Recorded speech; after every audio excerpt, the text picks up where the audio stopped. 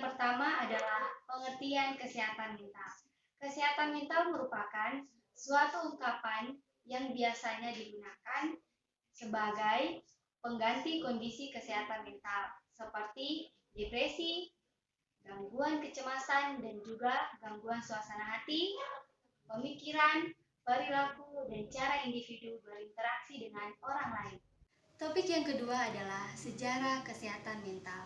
Dalam sejarah kesehatan mental memiliki 5 zaman.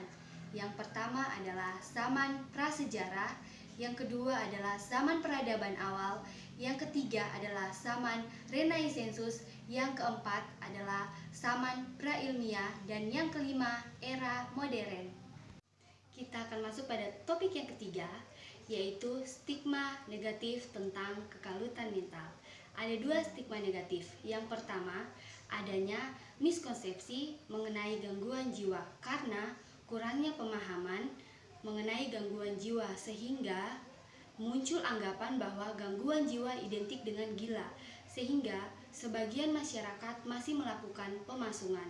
Yang kedua adalah adanya prediklesi secara psikologis sebagian masyarakat untuk percaya pada hal-hal gaib, sehingga ada asumsi bahwa gangguan jiwa disebabkan oleh hal-hal yang bersifat supranatural seperti makhluk halus, roh jahat, dan lain-lain.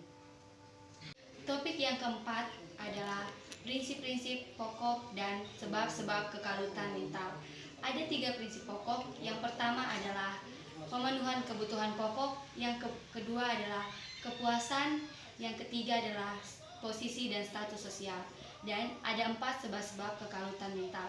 Yang pertama adalah standar-standar dan norma-norma sosial tertentu. Yang kedua, konflik kebudayaan. Yang ketiga, masa transisi. Yang keempat, menanjaknya tingkat aspirasi terhadap kemewahan material. Topik yang kelima adalah kebutuhan dan aspek-aspek khusus dinamika manusia. Ada 4 kebutuhan. Yang pertama, kebutuhan biologis atau fisiologis. Yang kedua, kebutuhan psikologis. Yang ketiga, kebutuhan sosiologis. Dan yang keempat, kebutuhan metafisis. Dan ada 3 aspek. Yang pertama, autonomi fungsional.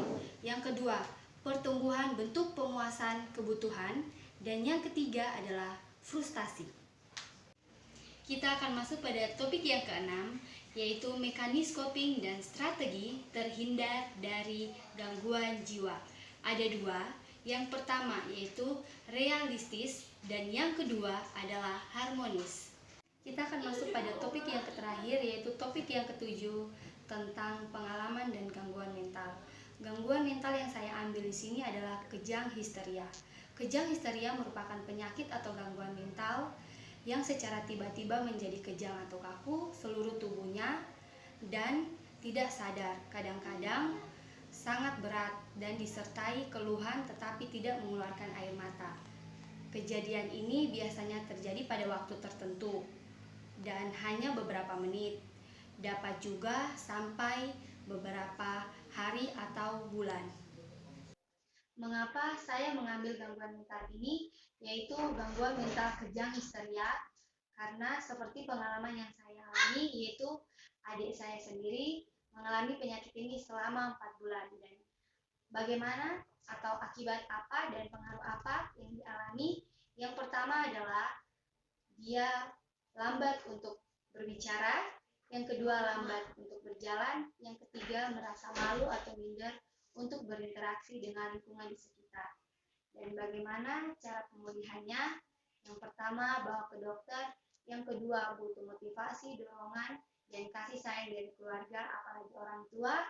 Dan bagaimana cara lingkungan memperlakukan dia dengan baik, sehingga dia tidak merasa malu atau minder lagi ketika berada di lingkungan tersebut. Itulah hasil pemaparan dari ketujuh topik. Yang pertama tentang pengertian kesehatan mental, yang kedua sejarah kesehatan mental, yang ketiga stigma negatif tentang kekalutan mental, yang keempat prinsip pokok dan sebab-sebab kekalutan mental, yang kelima kebutuhan dan aspek khusus dinamika manusia, yang keenam mekanisme coping atau strategi terhindar dari gangguan mental, dan yang ketujuh pengalaman dan gangguan mental. Semoga video ini dapat bermanfaat dan memotivasi serta menginspirasi kita semua, dan terima kasih.